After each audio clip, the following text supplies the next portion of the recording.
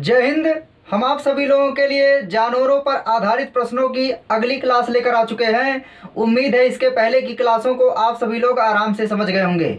यहाँ पर देखिए, आज जो हम कुल 4 प्रश्नों को लाए हैं, इन 4 प्रश्नों को करने के बाद और इसकी पहले वाली क्लास को करने के बाद आप सभी लोग जानवरों पर आधारित सभी प्रकार के प्रश्नों को आराम से कर ले जाएंगे। चलिए, यहाँ पर देखिए पहला प्रश्न क्या दिया गया है। पहला प्रश्न देखिए दिया गया है, कुछ संख्या में घोड़े और उतने ही संख्या में आदमी कहीं जा रहे हैं। यानी देखिए यहाँ पर ना तो घोड़े की संख्या दी गई है ना तो आदमी की संख्या दी गई है। आधे घोड़े मालिक अपने घोड़े पर बैठे हैं और शेष अपने घोड़े का नेतृत्व करते हुए चल रहे हैं। यदि जमीन पर चल रहे टांगों की संख्या 70 हो तो घोड़े कितने थे। देखिए ऐसे प्रश्नों में क्या है, ना तो आदमी की संख्या पता है ना तो घोड़े की संख्या पता है। तो मान लीजिए माना घोड़े कितने हैं। देखिए मान लीजिए घोड़े बराबर कितने हो गए, x। इसलिए आदमी कितने हो जाएंगे, आदमी भी कितने हो जाएंगे, x हो जाएंगे। लेकिन समझना देखिए यहाँ पर क्या है, जो आधे आदमी है वह कहाँ चल रहे हैं, पैदल चल रहे हैं, और आधे आदमी घोड़े पर बैठ करके चल रहे हैं। इसका मतलब इसलिए पैदल आदमी कितने हो जाएंगे, इसलिए यहाँ पर देखिए पैदल आदमी कितने हो जाएंगे। तो यहाँ पर आदमी टोटल है x है और पैदल आधे चल रहे हैं, तो यहाँ पर x y क्या हो जाएगा, 2 हो जाएगा। अब यहाँ पर देखिए ऐसे प्रश्नों में क्या करना है, क्या दिया गया है, यदि जमीन पर चल रही टांगों की संख्या 70 हो तो घोड़े कितने थे। यहाँ पर देखिए ऐसे प्रश्नों में जब टांगे दे दी गई हैं तो आप जान रहे हैं कि घोड़े कितने हैं, x है, और जो आदमी घोड़े पर बैठ गए हैं उनके पैर जमीन पर नहीं पड़ रहे हैं। जब उनके पैर जमीन पर नहीं पड़ रहे हैं तो इसलिए उनकी काउंटिंग हम नहीं करेंगे। तो उसकी काउंटिंग नहीं करेंगे तो इसका मतलब काउंटिंग उनकी की जाएगी जो पैदल चल रहे हैं। तो यहाँ पर पैदल चलने वाले आदमी कितना है, x/2 है। तो इसलिए यहाँ पर देखिए हम क्या करेंगे, ऐसे प्रश्नों में कुल पैरों की संख्या निकाली जाती है। तो यहाँ पर देखिए घोड़े x है तो कुल पैर कितने हो जाएंगे, तो x में किससे गुणा करेंगे, 4 से। क्यों, चूंकि एक घोड़े के पास एक 4 पैर होता है तो x घोड़े के पास कितना हो जाएगा, 4 × x पैर हो जाएगा, प्लस। अब यहाँ पर देखिए आदमी जो जमीन पर चल रहे हैं, पैर की काउंटिंग केवल उन्हीं की करना है। तो यहाँ पर जो जमीन पर चलने वाले आदमी वह कितने हैं, x/2 हैं। और एक आदमी के पास 2 पैर होता है तो x/2 आदमी के पास कितना हो जाएगा, x/2 × 2 पैर हो जाएगा और बराबर कितना हो जाएगा, 70 हो जाएगा। अब यहाँ पर देखिए यहाँ 2 से 2 कट जाएगा और यहाँ x बचेगा, x में 4x जोड़ेंगे तो कितना आ जाएगा, 5x। यानी 5x बराबर 70 आएगा। तो x बराबर कितना आ जाएगा, 14 × 25 70, यानी यहाँ पर कितना आ जाएगा, 14। इसलिए घोड़े की संख्या कितनी हो जाएगी, 14 हो जाएगी। ऐसे प्रश्नों में देखिए जो M2 तरीका बनता है, M2 तरीका देखिए बहुत आराम से समझना है। जब घोड़े की संख्या पूछी जाए तो आप क्या करेंगे, जो टांगे दी गई हैं 70, उसमें क्या करना है, आपको जो घोड़े के पैर कितने होते हैं, 4, उस 4 में 1 जोड़ लीजिए और क्या कर दीजिए, भाग दे दीजिए। तो यहाँ पर जो M2 तरीका वो सीधे हो जाएगा, 70/5 बराबर कितना, 14 हो जाएगा। तो ऐसे करके भी आप प्रश्नों का उत्तर आराम से दे सकते हैं। तो चलिए देखते हैं आज का दूसरा प्रश्न। देखिए आज का दूसरा प्रश्न भी देखिए सेम इसी तरह से दिया गया है। कुछ घोड़े और उतनी ही संख्या में घोड़े मालिक कहीं जा रहे हैं। आधे मालिक अपने घोड़े का नेतृत्व कर रहे हैं तथा आधे घोड़े पर बैठे हैं। तो अगर आप इस तरह से लगाएंगे देखिए तो कुल मिला जुला करके हम कह सकते हैं कि अंत में क्या आएगा, 5x आएगा। और 5x बराबर कितना आएगा, 120 आएगा। तो यहाँ पर x बराबर कितना आ जाएगा, 5 दूना कितना, 10 हो जाएगा और 5 चौक कितना हो जाएगा, 20। यानी यहाँ पर घोड़ों की संख्या कितनी हो जाएगी, 24 हो जाएगी। यानी ऑप्शन बी क्या हो जाएगा, सही हो जाएगा। और मानने का जो तरीका था सेम इसके पहले वाले प्रश्न की तरह था। तो उम्मीद है ऐसे प्रश्नों को अब आप सभी लोग ओरल कर ले जाएंगे। चलिए देखते हैं आज का तीसरा प्रश्न। देखिए आज का तीसरा प्रश्न देखिए क्या दिया है, ऊंटों के झुंड का 1/4 जंगल में देखा गया। देखिए ऐसे क्वेश्चन कभी कभी जो है हंस वाले भी बनते हैं। तो एक क्वेश्चन करने के बाद आप हंस वाला क्वेश्चन भी आराम से कर ले जाएंगे। ऊंटों के झुंड का 1/4, तीसरा प्रश्न देखिए है, ऊंटों के झुंड का 1/4 जंगल में देखा गया तथा झुंड के वर्गमूल का 2 गुना पहाड़ पर चला गया। शेष 15 ऊंट नदी के किनारे देखे गए। कुल ऊंटों की संख्या कितनी थी। ऐसे प्रश्नों में देखिए आपको क्या करना है, जब आप ऊंटों की संख्या अगर x मान लेंगे तो यहाँ दिया गया है x के वर्गमूल का 2 गुना। तो जब x के वर्गमूल को करेंगे तो x का वर्गमूल अंडर रूट x हो जाएगा, और कहीं पर अगर अंडर रूट x आ जाएगा तो उसको हल करना बहुत कठिन हो जाएगा। तो ऐसे प्रश्नों में संख्या अंडर रूट में ना आए, इसके लिए हमें क्या करना पड़ेगा, हम ऊँटों की संख्या को ही वर्ग के रूप में मान लेंगे। तो यहाँ पर देखिए तीसरे प्रश्न में आपको समझना है, यहाँ पर मान लीजिए माना ऊँट कितने हैं, माना झुंड में कुल ऊँट कितने हैं, एक्स स्क्वायर हैं। अब देखिए जब झुंड में ऊँट एक्स स्क्वायर हो जाएंगे तो यहाँ पर देखिए जंगल में कितने गए, 1/4, यानी यहाँ पर देखिए जंगल में गए, जंगल में कितने गए, एक्स स्क्वायर का 1/4, मतलब हम कह सकते हैं एक्स स्क्वायर बटा कितना, 4। इसके बाद देखिए झुंड के वर्गमूल का 2 गुना पहाड़ पर देखे गए, तो पहाड़ पर कितना गए, तो पहाड़ पर गए हैं झुंड यानी वर्गमूल का, इसके वर्गमूल का कितना, 2 गुना, तो 2 से गुणा कर देंगे तो यहाँ पर एक्स स्क्वायर का वर्गमूल x होगा, और x में 2 से गुणा करेंगे तो 2x हो जाएगा। यानी पहाड़ पर कितने ऊँट गए हैं, 2x गए हैं। इसके बाद देखिए शेष नदी के किनारे, देखिए दिया है नदी के किनारे, तो नदी के किनारे कितने देखे गए, 15 देखे गए। इसका मतलब यहाँ पर जो एक्स स्क्वायर ऊँट थे वही ऊँट जंगल में देखे गए, पहाड़ में देखे गए और नदी में देखे गए। तो हम कह सकते हैं कि अगर इन तीनों का योगफल करेंगे तो क्या कुल झुंड के ऊँटों की संख्या के बराबर होगा। तो यही आपको कंसेप्ट लगाना है। इसलिए देखिए जंगल में कितने गए, एक्स स्क्वायर बाई 4, फिर पहाड़ पर कितने गए, 2x गए, फिर नदी के किनारे कितने देखे गए, 15 देखे गए, और कुल ऊँट मिला के कितने थे, एक्स स्क्वायर थे। अब ऐसे प्रश्नों को देखिए कैसे हल करना है। इसका आप इसमें गुणा करा लेंगे तो हो जाएगा एक्स स्क्वायर प्लस कितना, 4 दूना 8x हो जाएगा, और 15 चौको कितना हो जाएगा, 60 हो जाएगा, और पूरे का बटा 4 होगा। तो जब पूरे का बटा 4 होगा तो इधर भाग देगा, इधर गुणा करेगा, तो हम कह सकते हैं 4x स्क्वायर हो जाएगा। अब यहाँ पर देखिए 4x स्क्वायर का मान ज़्यादा है तो हम पक्षांतर उधर कर लेंगे, तो यहाँ पर 4x स्क्वायर में से x स्क्वायर घटेगा तो कितना बचेगा, 3x स्क्वायर। तो हो जाएगा 3x स्क्वायर माइनस 8x, और माइनस क्या हो जाएगा, 60 हो जाएगा, बराबर 0। अब यहाँ पर देखिए आपको क्या करना है, इसका गुणनखंड करके x का मान निकालना है। तो ऐसे प्रश्नों में देखिए क्या करते हैं, गुणनखंड करने के लिए पहले इसका इसमें गुणा करा लेंगे, तो 6 त्रिक कितना हो जाएगा, 18 हो जाएगा। 18 का मतलब 180 हो जाएगा।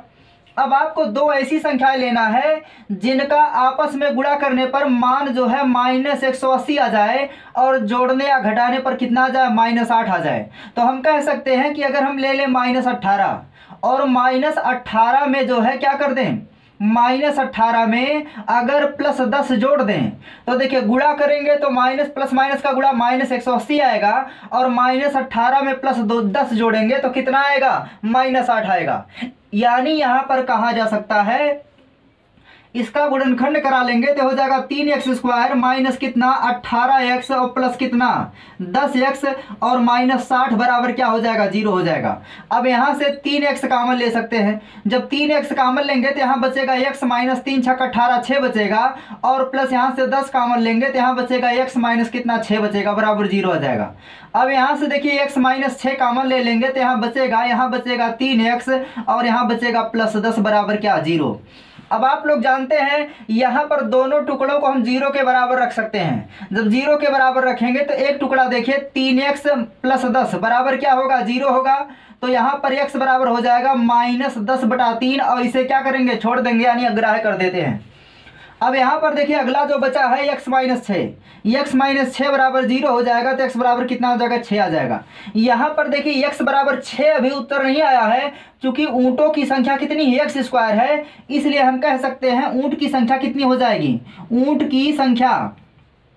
तो देखिए यहाँ पर ऊँट की संख्या जो है x स्क्वायर है, मतलब 6 का वर्ग हो जाएगा, तो 6 का वर्ग कितना हो जाएगा, 36 हो जाएगा। यानी ऑप्शन सी क्या हो जाएगा, सही हो जाएगा। देखिए यहाँ पर आज का सबसे इंपॉर्टेंट और थोड़े टफ लेवल का जो प्रश्न है चौथे नंबर का, इसको आपको बहुत आराम से समझना है। ऐसे प्रश्नों में देखिए, अगर ऐसे प्रश्न पेपर में आ जाते हैं और आपको शॉर्टकट तरीका पता है तो कर ले जाएंगे, नहीं तो बेसिक तरीके बहुत लंबे पड़ते हैं। और यहाँ पर ऐसे प्रश्नों के लिए बेसिक तरीका ही अत्यंत उपयुक्त होता है, और इसको देखिए हम बताने का प्रयास करते हैं एकदम बेसिक से। चलिए देखते हैं चौथे नंबर का प्रश्न।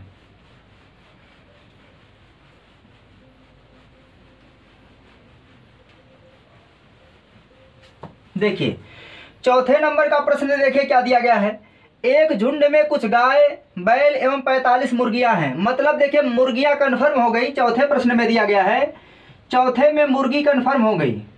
मुर्गी कितनी है? मुर्गी दिया है 45, मुर्गी कितनी है? 45 दी गई है।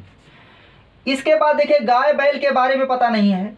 प्रति 15 जानवरों पर एक ग्वाला रखवाली करता है। अब भी क्वेश्चन सेट नहीं कर सकते हैं।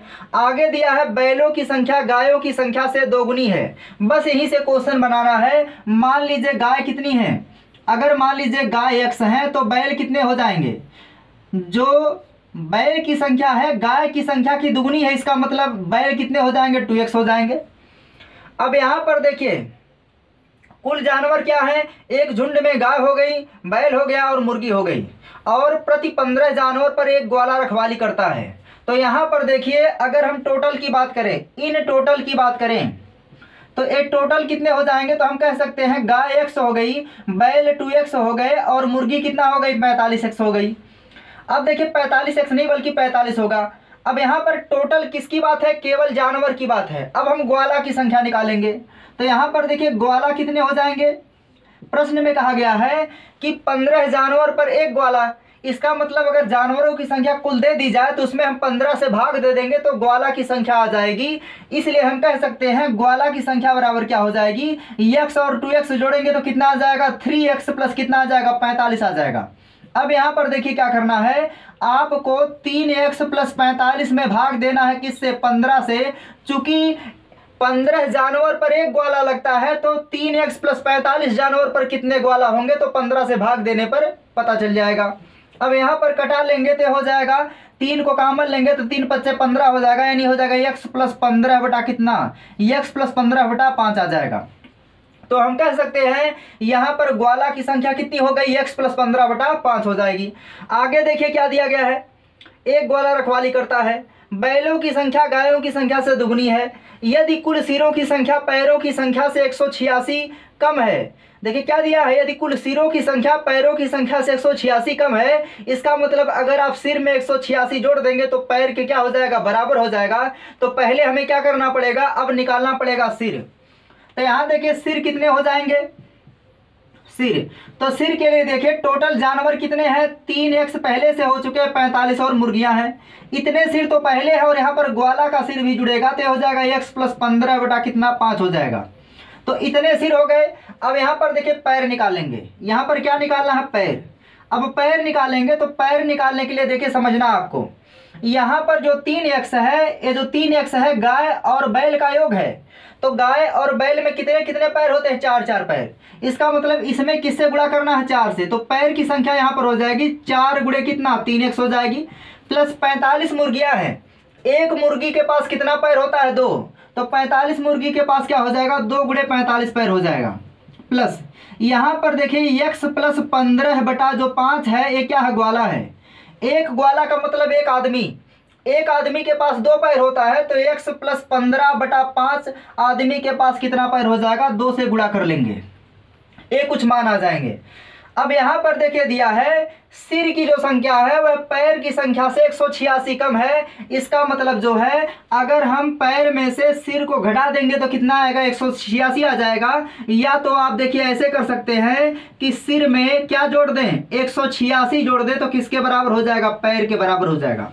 आप ऐसे भी करके लगा सकते हैं, या देखिए क्या कर लें, पैर में से सिर को घटा ले तो कितना आ जाएगा? 186 आ जाएगा।